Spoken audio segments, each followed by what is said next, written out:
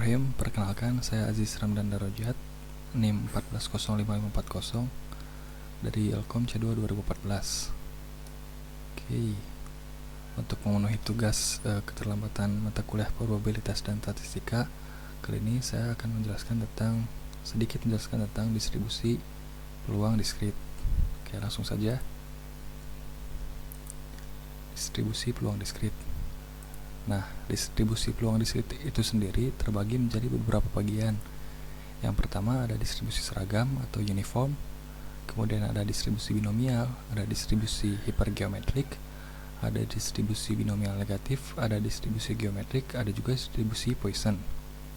Nah, karena mungkin akan cukup banyak waktu ya kalau misalkan saya menjelaskan semuanya. Oleh karena itu, saya akan menjelaskan tentang distribusi binomial saja. Oke, langsung saja. Nah, distribusi binomial.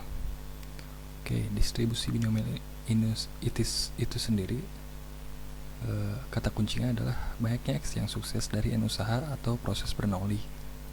Nah, oleh karena itu kalau misalkan kita menemukan soal atau permasalahan dengan adanya kalimat-kalimat atau kata-kata tersebut yang mempertanyakan tentang banyaknya X yang sukses dari N usaha, maka dapat kita pastikan bahwa permasalahan atau soal-soal tersebut dapat diselesaikan dengan menggunakan distribusi binomial. Nah, syaratnya sendiri adalah yang pertama, syarat proses Bernoulli atau syarat terjadinya proses Bernoulli ini adalah yang pertama, percobaan terdiri dari N usaha yang berulang. Kemudian tiap usaha memberi hasil yang dapat dikelompokkan menjadi sukses atau gagal. Kemudian peluang sukses dinyatakan dengan P tidak berubah dari usaha yang satu ke usaha berikutnya.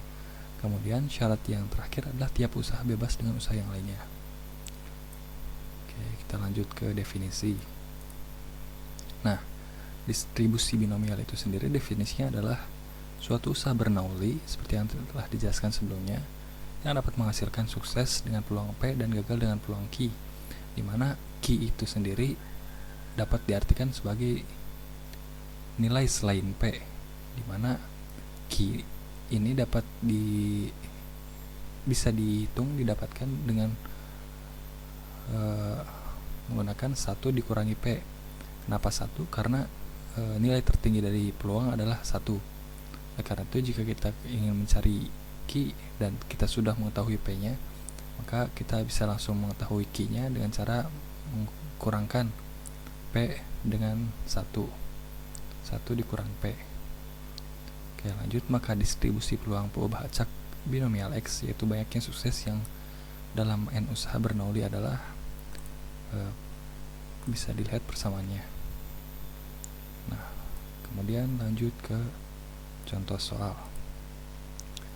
Contoh soalnya di sini adalah peluang untuk sembuh seorang penderita penyakit darah yang jarang adalah 0,4. Bila diketahui ada 15 orang yang telah mengidap penyakit tersebut, berapakah peluang yang pertama? Paling sedikit 10 akan sembuh. Yang kedua, berapakah peluang antara 3 sampai 8 yang sembuh? Kemudian yang terakhir, berapakah peluang tepat 5 orang yang akan sembuh? Kita coba bahas poin pertama. Pertanyaan pertama.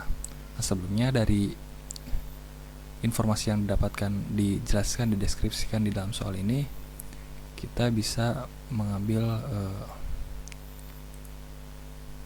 menjadi seperti ini untuk memudahkan. Dari informasi tadi kita dapatkan X adalah penderita yang sembuh. Kemudian N adalah 15 orang, 15. Jumlahnya ada 15 orang. Kemudian peluang orang yang sembuh adalah 0,4. Kemudian di sini tidak disebutkan Q, akan tapi seperti yang telah saya jelaskan sebelumnya, jika kita setelah mengetahui P atau peluang orang yang akan sembuh, peluang yang suksesnya adalah P, kita bisa mengetahui peluang yang tidak sukses, atau di sini adalah peluang penderita yang tidak sembuh, dengan cara 1 dikurangi P atau 1 dikurangi 0,4. Oleh karena itu Q-nya adalah 0,6. Oke, lanjut ke soalnya. Yang ditanyakannya adalah berapakah peluang paling sedikit 10 orang yang akan sembuh. Nah, hal ini bisa kita jawab dengan menggunakan rumus seperti PQ ini, dimana yang ditanyakan adalah peluang paling sedikit 10 orang yang akan sembuh. Oleh karena itu P di mana X-nya itu lebih dari sama dengan 10, karena minimal 10 orang yang sembuh, yakni 1 dikurangi peluang X di mana X-nya itu kurang dari sama dengan 9. Karena itu jika X-nya kurang dari sama dengan 9, nah peluang X kurang dari sama dengan 9 itu sendiri bisa dicari dengan menggunakan persamaan awal. Nah, persamaan ini N X P pangkat X Q N pangkat N min X dikali 9, karena jumlahnya ada 9. X 15N nya, P nya 0,4.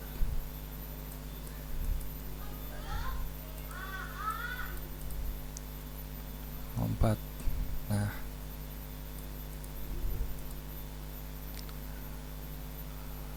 setelah dihitung hasilnya akan didapatkan 9,4.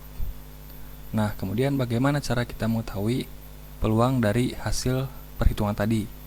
Nah, hasilnya sendiri bisa kita cari di tabel cumulative binomial probabilities. Di sini bisa kita lihat 9,4. Nah, nilai peluangnya sendiri adalah 0,96. Oleh karena itu bisa kita langsung masukkan ke sini. Dalam persamaan yang tadi masukkan 0,96. Langsung saja 1 kurangi 0,96 sama dengan 0,0338. Nah, pertanyaan pertama selesai. Jadi peluang minimal 10 orang penderita yang akan sembuh adalah 0,0338. Oke. Sekian penjelasan singkat dari saya. Kurang lebihnya mohon maaf. Semoga bermanfaat. Assalamualaikum warahmatullahi wabarakatuh.